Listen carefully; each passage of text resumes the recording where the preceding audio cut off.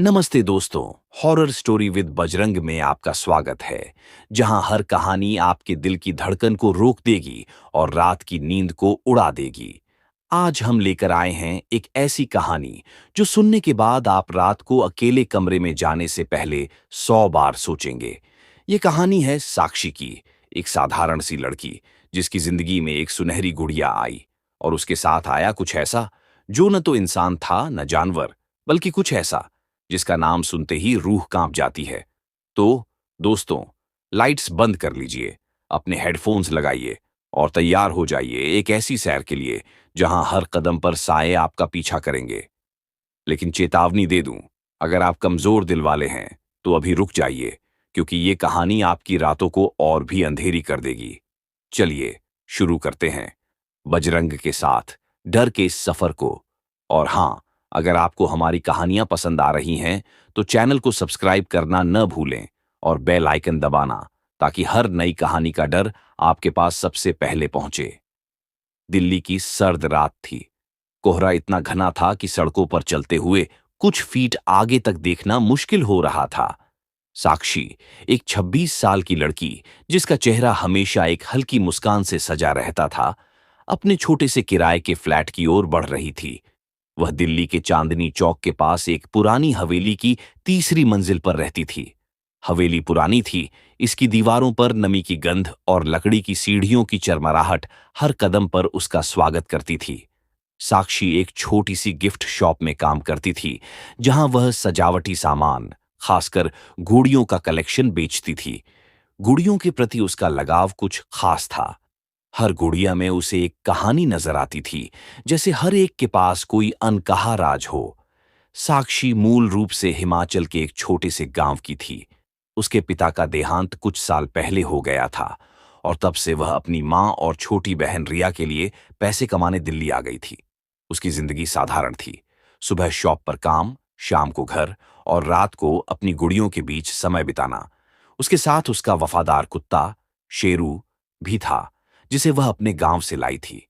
शेरू एक देसी कुत्ता था, भूरा, मोटा ताजा और इतना समझदार कि साक्षी उसे अपना सबसे करीबी दोस्त मानती थी। वह हर रात उसके पास लेटकर सोता था और उसकी हर छोटी बड़ी बात में उसका साथ देता था। उस रात साक्षी शॉप से देर से लौटी थी। उसकी शॉप में एक खास कलेक्शन आया था, लिमिटेड एडिशन की गुड़ियां जो जापान से मंगवाई गई थीं। ये गुड़ियां सामान्य नहीं थीं। रंग सुनहरा था और इनके चेहरों पर एक ऐसी मुस्कान थी जो देखते ही दिल को छू लेती थी। साक्षी ने एक गुड़िया अपने लिए रख ली थी। उसका नाम उसने सोना रखा। सोना की नीली आंखें, लंबे सुनहरे बाल और छोटे छोटे दांतों वाली मुस्कान उसे इतनी प्यारी लगी कि वह उसे बार बार निहारती रही। उसकी शॉप में सारी गुड़ियां कुछ ही घंटों में बिक गई थीं, लेकिन साक्षी ने सोना को पहले ही अपने लिए अलग कर लिया था। उसने उसे अपने बैग में रखा और घर की ओर चल पड़ी। हवेली की सीढ़ियां चढ़ते हुए साक्षी के मन में एक अजीब सी खुशी थी। वह सोच रही थी कि सोना को वह अपनी शेल्फ पर सबसे खास जगह देगी, जहां उसकी बाकी गुड़ियों का कलेक्शन था। घर पहुंचते ही उसने सोना को बाहर निकाला। उसने गुड़िया को ध्यान से देखा। उसकी नीली आंखें इतनी चमकदार थीं कि लगता था जैसे वे जिंदा हों।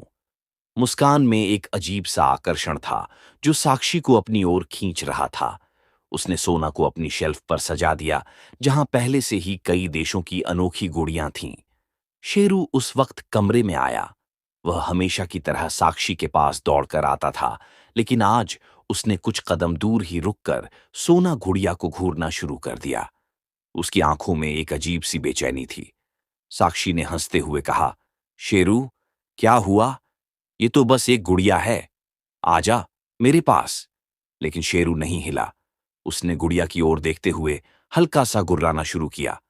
साक्षी को यह थोड़ा अजीब लगा, लेकिन उसने सोचा कि शायद शेरू को नई चीज की आदत पड़ने में वक्त लगेगा। उसने शेरू को प्यार से सहलाया और बिस्तर पर लेट गई। सोना गुड़िया को वह बार बार देख रही थी। उसकी नीली आंखें जैसे उसे पुकार रही थीं। आखिरकार उसने बत्ती बंद की और सो गई। रात के सन्नाटे में हवेली की पुरानी दीवारें कभी-कभी अजीब सी आवाजें करती थीं। साक्षी को इसकी आदत थी, लेकिन उस रात कुछ अलग था। आधी रात को उसे एक हल्की सी हंसी सुनाई दी। हंसी इतनी धीमी थी कि पहले तो उसे लगा कि वह सपना देख रही है, लेकिन जब हंसी फिर से गूंजी, उसकी आंखें खुल गईं। कमरे में अंधेरा था, सिर्फ खिड़की से आती हल्की सी चांदनी की रोशनी थी। साक्षी ने धीरे से बत्ती जलाई। उसका दिल तेजी से धड़क रहा था। उसने कमरे में नजर दौड़ाई, लेकिन कुछ नहीं था। शेरू, जो हमेशा उसके पास सोता था, अब कमरे के कोने में बैठा था और सोना गुड़िया को घूर रहा था। उसकी आंखों में डर था। साक्षी ने उसे पुकारा, लेकिन शेरू ने सिर्फ गुर्राया और अपनी जगह से नहीं हिला। साक्षी ने खुद को समझाया कि यह सिर्फ उसका वहम होगा। उसने शेरू को अपने पास बुलाया, लेकिन वह नहीं आया। आखिरकार उसने बत्ती बंद की और फिर से सोने की कोशिश की, लेकिन नींद अब उसकी आंखों से कोसों दूर थी। उसे बार बार लग रहा था कि कोई उसे देख रहा है। कमरे में एक अजीब सी ठंडक थी, जो उसे पहले कभी महसूस नहीं हुई थी। उसने कंबल को और कसकर लपेट लिया और आंखें बंद कर लीं। अगली सुबह साक्षी को कुछ और शरीर में एक अनजानी सी थकान थी, जैसे उसने पूरी रात जाग कर बिताई हो। उसने अपने चेहरे को शीशे में देखा। उसकी आंखों के नीचे काले घेरे बन गए थे। शेरू उस सुबह और भी बेचैन था। वह बार बार साक्षी की जीन्स पकड़कर उसे शेल्फ की ओर खींच रहा था, जहां सोना गुड़िया रखी थी। साक्षी ने उसे डांटा, शेरू बस कर, क्या हो गया तुझे? लेकिन शेरू नहीं माना। उसने गुड़िया की ओर जोर जोर से भौंकना शुरू कर दिया। साक्षी को गुस्सा आ गया। वह शॉप के लिए पहले ही लेट हो रही थी। उसने शेरू को बाथरूम में बंद कर दिया और जल्दी से घर से निकल गई। शॉप पर उस दिन साक्षी का मन नहीं लग रहा था। वह हमेशा ग्राहकों से हंसकर बात करती थी, लेकिन आज उसका मूड खराब था। एक ग्राहक ने जब एक साधारण सी गुड़िया की कीमत पर सवाल किया, तो साक्षी का गुस्सा भड़क गया। उसने ग्राहक पर चिल्लाना शुरू कर दिया, आपको चाहिए तो लीजिए, वरना निकल जाइए। ग्राहक हैरान रह गया। साक्षी का ऐसा व्यवहार उसका स्वभाव नहीं था। उसका बॉस रमेश जी, जो पास ही खड़ा था, यह सब देखकर दंग रह गया। उसने साक्षी को अपने ऑफिस में बुलाया और कहा, साक्षी, तुमसे ऐसी उम्मीद नहीं थी। तुम आज ही शॉप छोड़ दो। साक्षी को जैसे बिजली का झटका लगा। उसने माफी मांगी, लेकिन रमेश जी का फैसला पक्का था। रोते हुए साक्षी घर लौटी। उसका मन भारी था। उसे समझ नहीं आ रहा था कि उसे इतना गुस्सा क्यों आया। उसने बाथरूम का दरवाजा खोला। शेरू बाहर निकला, लेकिन उसकी आंखों में एक अजीब सी उदासी थी। वह साक्षी के पास आया और चुपचाप उसके पैरों के पास बैठ गया। साक्षी ने उसे गले लगाया और रोने लगी। उसने सोचा कि शायद वह तनाव में है। उसने जल्दी खाना खाया और सोने चली गई, लेकिन आधी रात को फिर से वही हंसी सुनाई दी। इस बार हंसी और साफ थी, जैसे कोई उसके बिस्तर के पास खड़ा हो। साक्षी ने आंखें खोलीं। कमरे में हल्का सा अंधेरा था, लेकिन कोने में उसे कुछ दिखा। एक छाया जो उसे घूर रही थी। उसकी आंखें नीली थीं और चेहरा जैसे सोना गुड़िया का। साक्षी का दिल जोर जोर से धड़कने लगा। वह बिस्तर से उठी, लेकिन वहां कुछ नहीं था। सिर्फ सोना गुड़िया शेल्फ पर पड़ी थी। साक्षी ने खुद को समझाया कि यह उसका डर है। उसने गुड़िया को उठाया और उसे ध्यान से देखा। उसकी मुस्कान अब पहले से ज्यादा चौड़ी लग रही थी, जैसे वह हंस रही हो। साक्षी ने उसे वापस शेल्फ पर रखा और सोने की कोशिश की, लेकिन उस रात उसे एक डरावना सपना आया। सपने में वह अपने कमरे में थी। कमरे के कोने में एक भयानक प्राणी खड़ा था। उसका शरीर लाल था, जैसे खून से रंगा हो। उसके नाखून लंबे और नुकीले थे और दांत इतने बड़े कि चेहरा ही ढक जाए। वह धीरे धीरे साक्षी की ओर बढ़ा। उसकी हंसी कमरे में गूंज रही थी। साक्षी चिल्लाई, लेकिन उसकी आवाज गले में अटक गई। उस प्राणी ने अपने नुकीले पंजों को साक्षी की ओर बढ़ाया। साक्षी की आंख खुल गई। वह पसीने से भीग चुकी थी। उसने बत्ती जलाई। उसका दिल अब भी जोर जोर से धड़क रहा था, लेकिन जो उसने देखा, उससे उसकी चीख निकल गई। सोना गुड़िया, जिसे उसने शेल्फ पर रखा था, अब उसके बिस्तर पर थी। उसकी नीली आंखें साक्षी को घूर रही थीं और उसकी मुस्कान अब पहले से ज्यादा भयानक लग रही थी। साक्षी ने डरते हुए गुड़िया को उठाया और उसे शेल्फ पर फेंक दिया।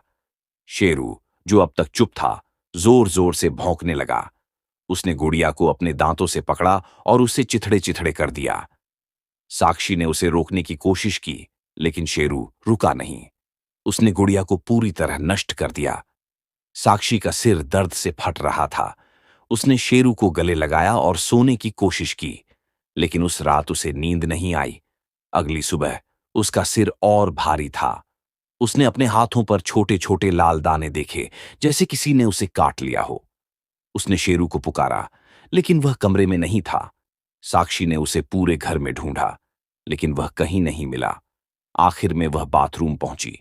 वहां का नजारा देखकर उसके रोंगटे खड़े हो गए। शीशे में उसका चेहरा लाल दानों से भरा था, और उसके कंधे के पीछे शेल्फ पर वही सोना गुड़िया रखी थी जिसे शेरू ने नष्ट कर दिया था। उसकी मुस्कान अब और भी भयानक थी।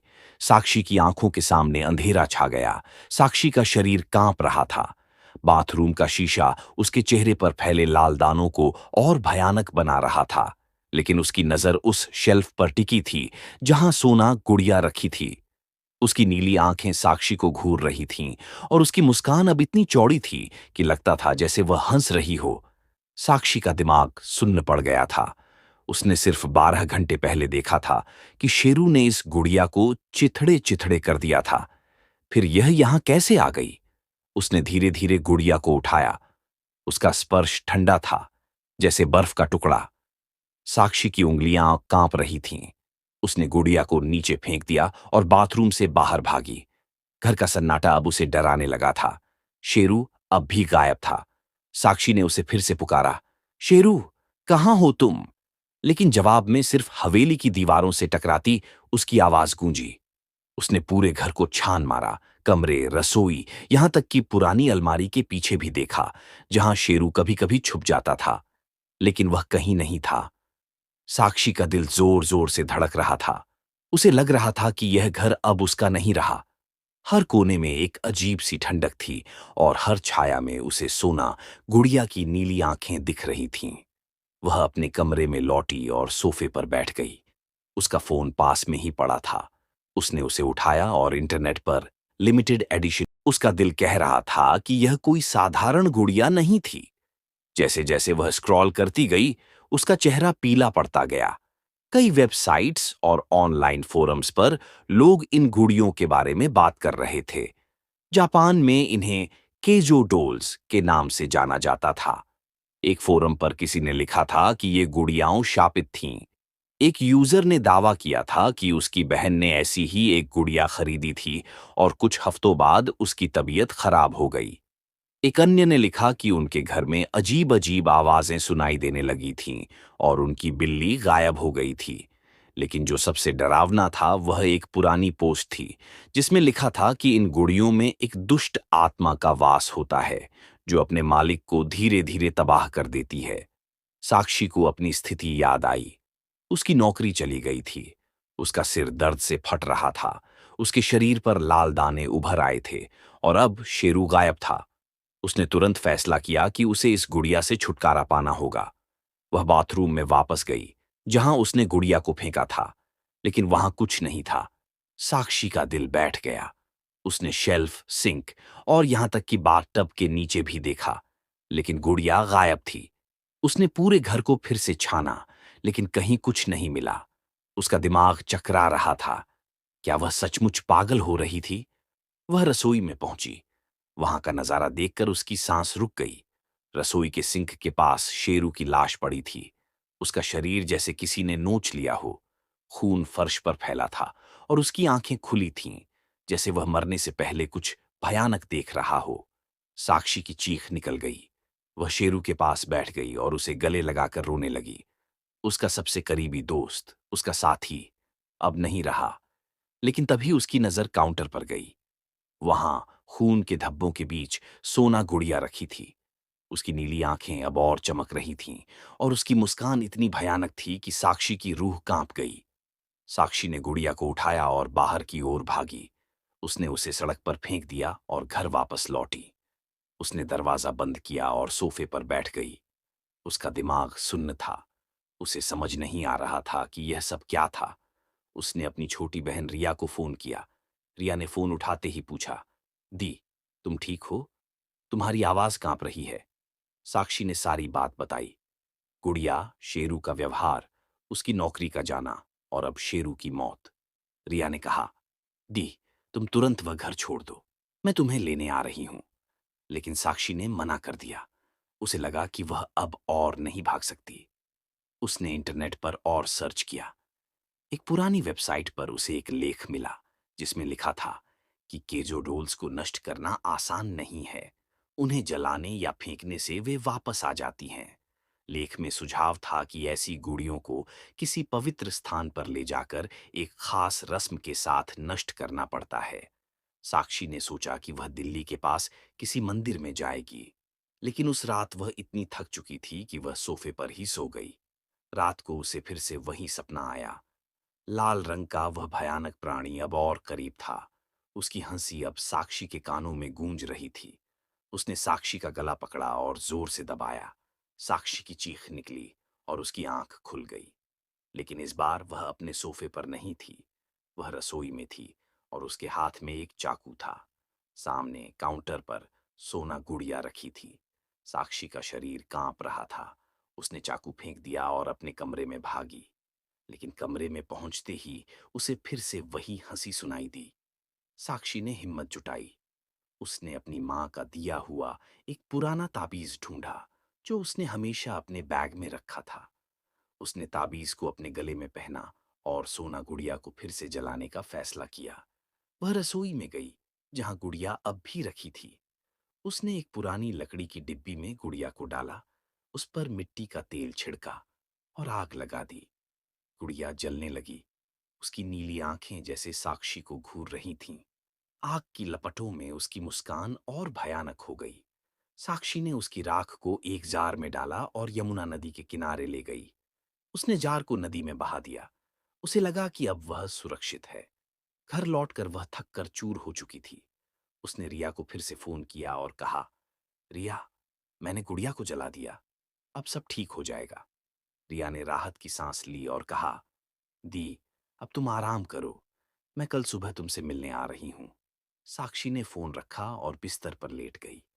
लेकिन उस रात उसे फिर से वही हंसी सुनाई दी।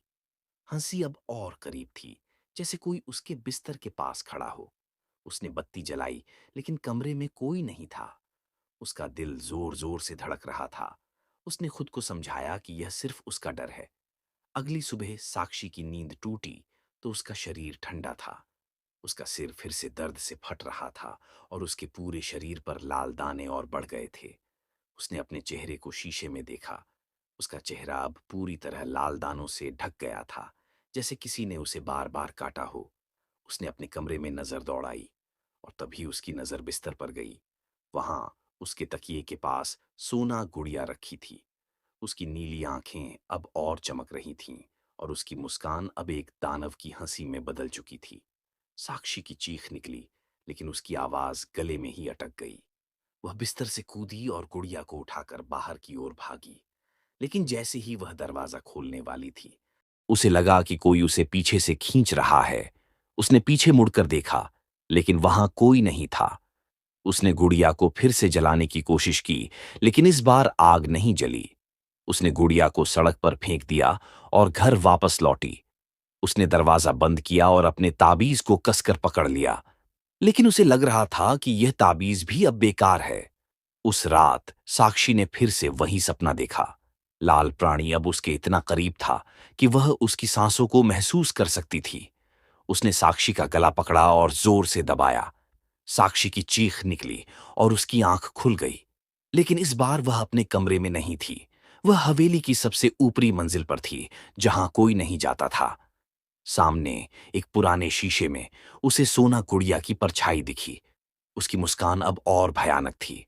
साक्षी ने पीछे मुड़कर देखा, लेकिन वहां कोई नहीं था। तभी उसे एक हंसी सुनाई दी, जो अब उसके कानों के पास थी। अगली सुबह साक्षी की पड़ोसन ने पुलिस को फोन किया। साक्षी की लाश हवेली की सबसे ऊपरी मंजिल पर मिली।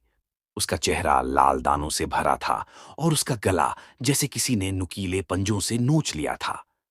उसके बगल में सोना गुड़िया रखी थी। उसकी नीली आंखें अब भी चमक रही थीं।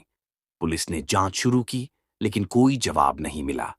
साक्षी की बहन रिया, जो उसे लेने आ रही थी, दिल्ली पहुंची। उसने साक्षी की डायरी पढ़ी, जिसमें उसने सारी घटनाएं लिखी थीं। रिया ने गुड़िया को जलाने की कोशिश की, लेकिन हर बार वह वापस आ जाती थी। आज भी चांदनी चौक की उस पुरानी हवेली में लोग कहते हैं कि रात को एक हंसी सुनाई देती है।